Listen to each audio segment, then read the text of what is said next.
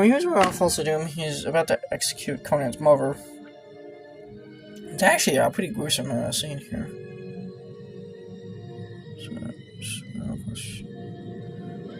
So when it cuts off Conan's, which is actually pretty gruesome for any fantasy movie. Now, it was heavily noted by critics as being incredibly graphic. But if you actually remember the violence, a lot of people kind of point out violence by today's standards is kind of tame.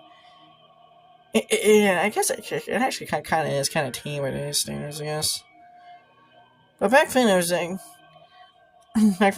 pretty dang brutal, pretty dang violent, graphic with its violence and sexuality.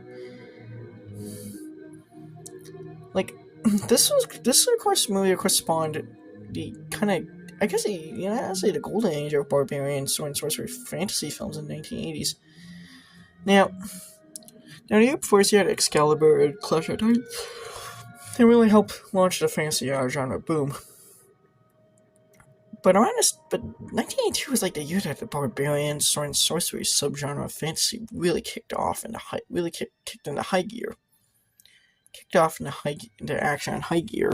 You had around the same time as Conan Barbarian, you had the Beastmaster.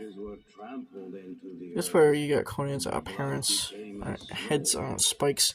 You had this one. You had the Beastmaster. Then after this, you had a bunch of other sword and sorcery flicks. You had Crawl, but that's science fantasy, really.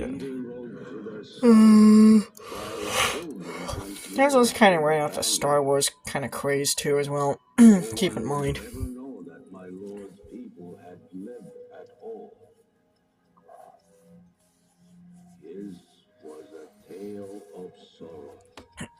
Here's a Conan and a lot of the other hype-boying Cimmerian. Basically, with Conan, he's part of a race called civilization called the Cimmerians.